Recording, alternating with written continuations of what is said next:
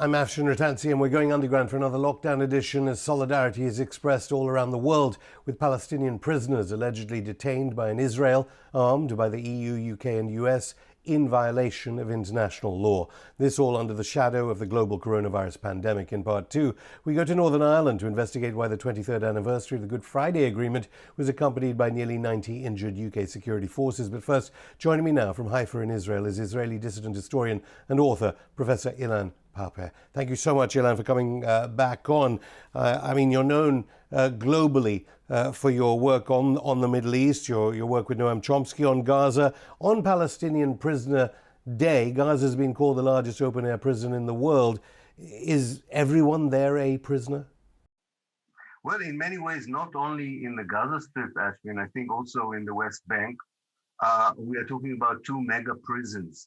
Of course, they're different in a way. Gaza is almost like a maximum security prison because of the siege and the naval blockade. And part of the West Bank, if you want, are more like an open prison.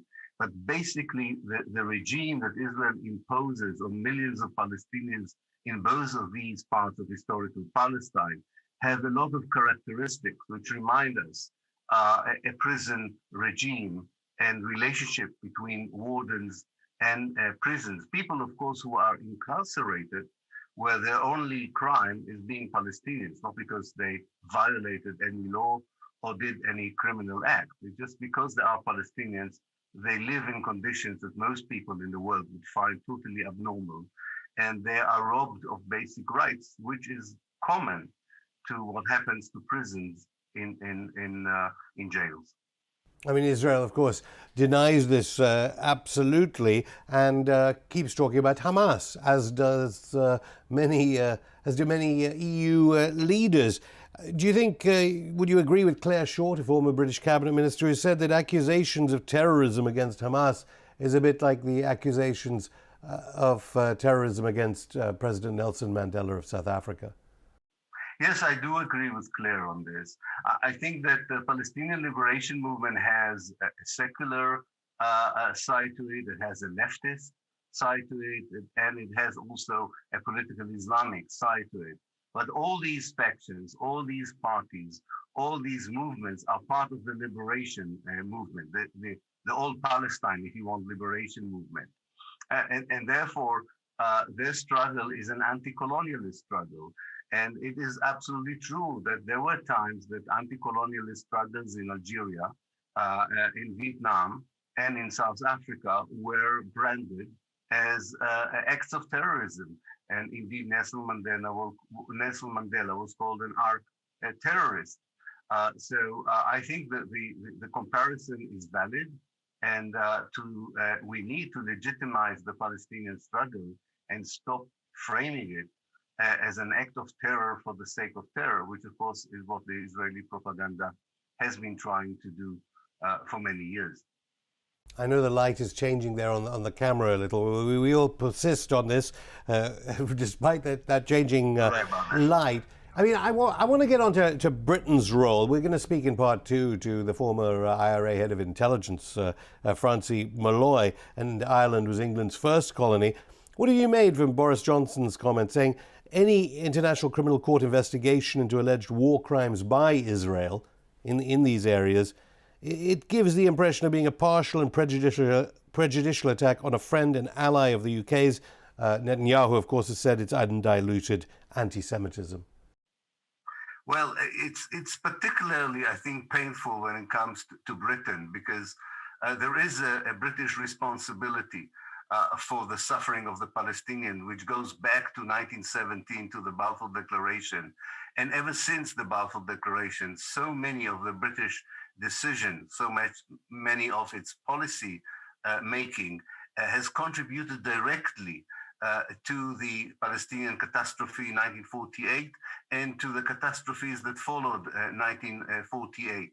Now, I know some of the British diplomats on the ground in the West Bank. They do send every month a report to Britain. I'm sure Boris Johnson doesn't read these reports, but some of these diplomats are honest people. And if you read their reports, you would rush to the International Court, Criminal Court to try and prosecute Israel for its crimes. So it's not even a matter of ignorance on the part of the British government. It is knowingly that they provide this international umbrella for a criminal policy of which they are fully aware. And I would add to this the military support that Britain gives to Israel, some even military training. And all of this is, of course, sustaining the Israeli policies and immunize Israel from any effective international rebuke that is necessary given the imbalance on the ground between Palestinians and Israelis.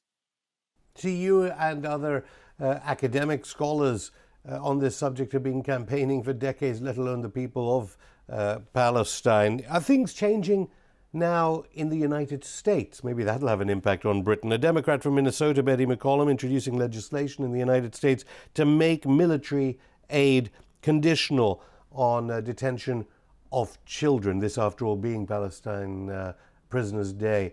Do you think you wouldn't have heard that before, that legislation would even be considered in the US about the detention and alleged torture of children by an Israel backed by the United States, the European Union and the UK? I think what happens is that almost in the last 20, 25 years, there was a very significant shift in the American public opinion within the civil society, which until recently have not had any impact on, if you want, politics from above or on the political system from above or the political elite. I think now we can see the beginning of this impact is becoming more and more effective. And therefore, I think we will hear more about that, especially in the Democratic Party.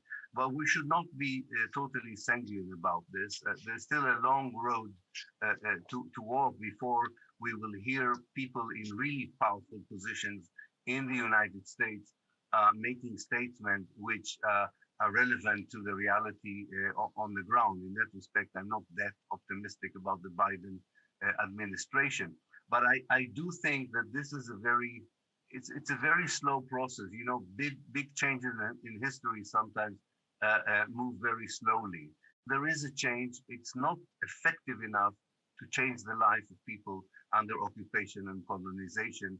But hopefully in the future, we will come back to these moments and say, well, that these were important landmarks on the way to changing and, more than anything else, stopping the suffering of the Palestinians on the ground.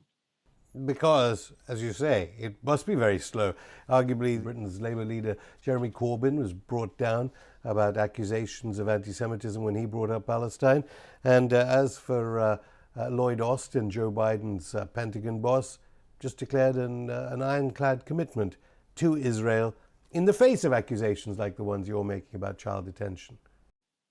Yes, and it's important to repeat and not to forget that we are talking about special courts for children that Israel still holds and abuses Palestinian children, and there are children who are prisoners. But in many ways, it depends how you want to look at the Jeremy Corbyn affair, for instance. On the one hand, yes, it is a successful policy by the lobby to destroy his political career for all intents and purposes. On the other hand, it means that there are now people in positions of importance, leaders of opposition parties, and so on, who are now talking openly about their support for the Palestinian cause.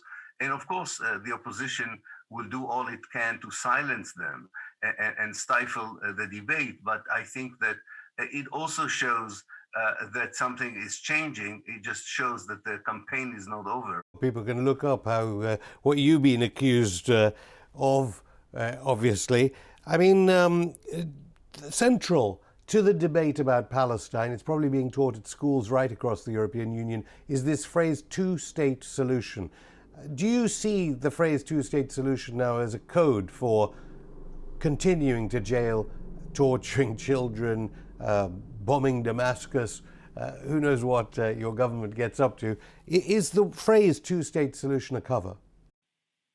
I think it's less a cover for Israel, but it's far more a cover for the West.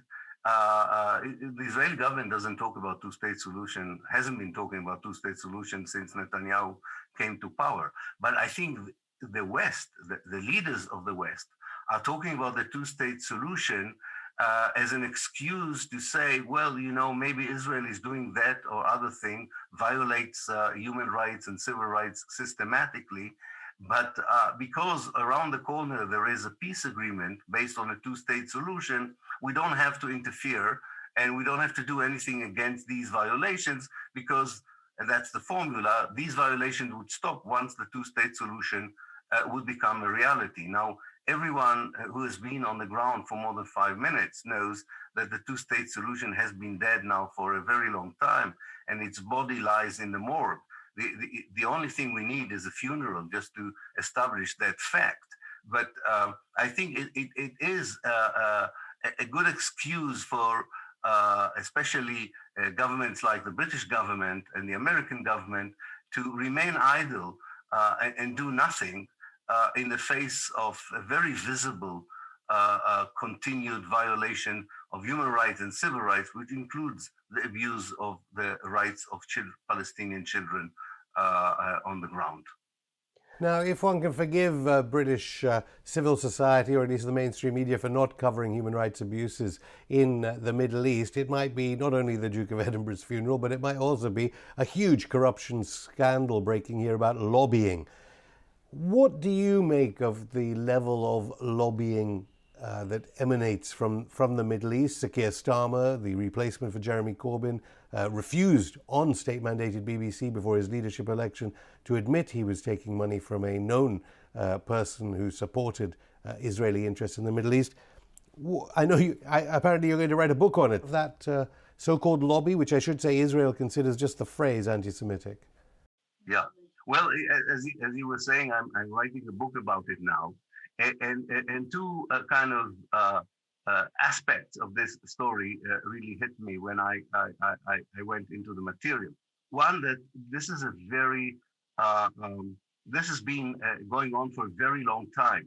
There are deep historical roots for the pro-Zionist lobby in Britain. And I think that's one of the reasons it's so resilient. It's very difficult to challenge it because it hasn't started yesterday or the day before yesterday. It started in the second half of the 19th century.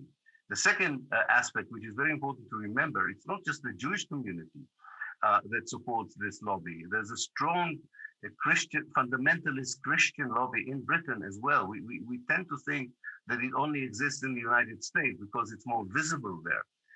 But it's a very powerful lobby in the United Kingdom as well. And I think that this is why it really affects so many aspects of British policy towards the question of Palestine. Now, the way to challenge it is really not to fall prey to its main weaponization of anti-Semitism as the principal means to stifle debate on Palestine and to silence people who criticize Israel. People have to realize that voicing their views about what's happening in Palestine is not just about Palestine. It's really voicing a moral or taking a moral position against all the violations of human rights in the world, not only in Palestine. And therefore, I think this should really enhance and empower people to withstand what is, in many ways, a very ugly campaign to try and assassinate their character and blame them for racism and anti-Semitism, where actually they're taking a very bold and moral position against racism in the case of Zionism in Israel. Professor Ilan Pappé, thank you. After the break, we go to England's first colony, Ireland, where violence on the streets of Belfast could signal a united Ireland.